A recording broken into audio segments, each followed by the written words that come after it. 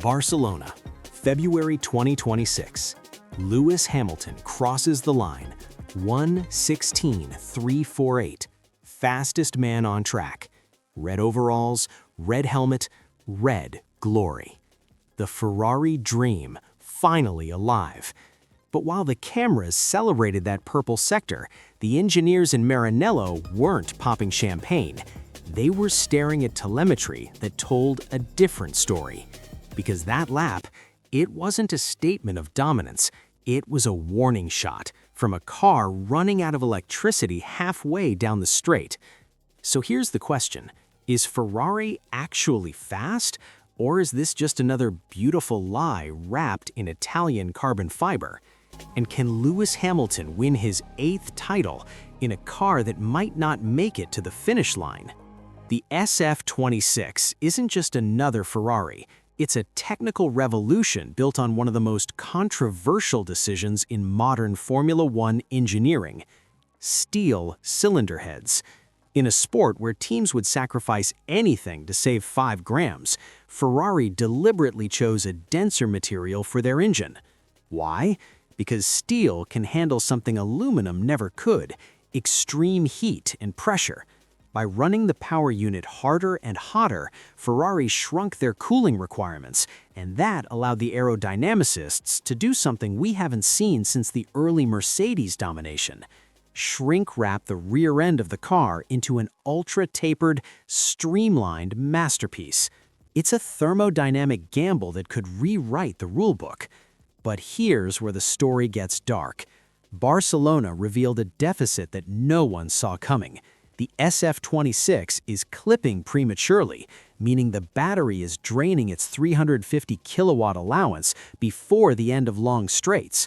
Without the MGU-H to harvest energy from exhaust gases, a component ditched for 2026, the burden on the MGU-K to recover energy under braking is absolute.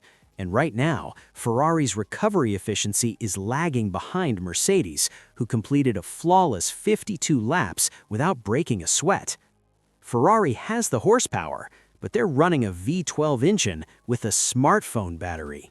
Hamilton and Charles Leclerc have been living in the simulator since Barcelona, trying to solve one brutal mystery.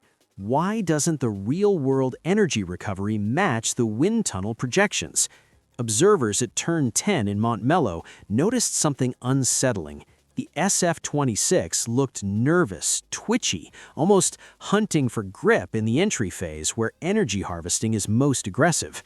That's not a setup issue. That's a fundamental handshake problem between mechanical braking and electrical regeneration. And if that transition isn't seamless, the car becomes a nightmare to drive on the limit. But here's the twist.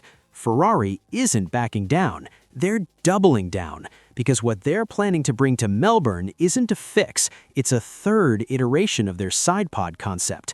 Launch spec in Barcelona, cooling spec in Bahrain, race spec in Australia. It's the kind of all-in development curve that suggests Ferrari knows they have a diamond in the rough, but they're terrified the rough might be too abrasive to polish before the lights go out. Brawn, the architect of the Schumacher era, sent Ferrari a message that should send chills down every Tifosi's spine.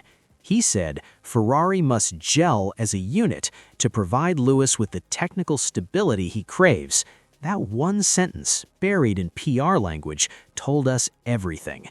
Because a driver of Hamilton's vintage doesn't just need speed, he needs feedback through the steering rack. He needs a car that responds exactly as expected. And right now, the SF26 is constantly hunting for energy, shifting brake bias mid-corner to compensate for a flat battery. We saw what happened in 2025. A Lewis Hamilton without total confidence in his machinery is a driver who struggles to make the podium, let alone win a title. Ferrari's steel cylinder heads were designed to handle the volatile burn rate of 100% renewable fuels, which produce higher peak temperatures than traditional fossil fuels. It's a bet that they can run leaner and hotter than Mercedes or Red Bull Ford, effectively using the material's thermal resilience as a performance differentiator. If they get the energy management under control, the SF26 will be a monster. But right now, it's a Ferrari engine with a battery that dies at the 200-meter board. The hierarchy in 2026 won't be dictated by peak horsepower. It will be dictated by useful deployment time. And Ferrari is walking into Bahrain, one of the most brutal energy harvesting circuits on the calendar, with a car that could dominate or detonate. The FIA is already watching closely.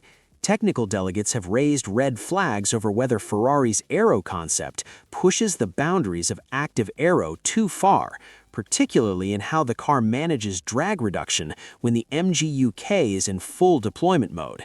If Ferrari has found a loophole, they'll be the fastest car on the grid until the FIA issues a technical directive to shut it down. We've seen this movie before. Ferrari pushes the envelope, the paddock complains, and by the summer break, the innovation is banned. This isn't just an engineering challenge, it's a diplomatic one. And Hamilton, he's caught in the middle of a team that's no longer playing not to lose, but playing to win, even if it means risking everything. Scenario 1. Ferrari cracks the code in Bahrain. The firmware updates work. Hamilton finds his rhythm, and the SF26 becomes the car that delivers his 8th World Championship, the greatest comeback in motorsport history. Scenario 2, the clipping issues persist, the sidepod upgrades don't correlate, and Ferrari enters Melbourne with a wildcard car that's fast but fatally flawed. Hamilton finishes the season wondering if he made the biggest mistake of his career.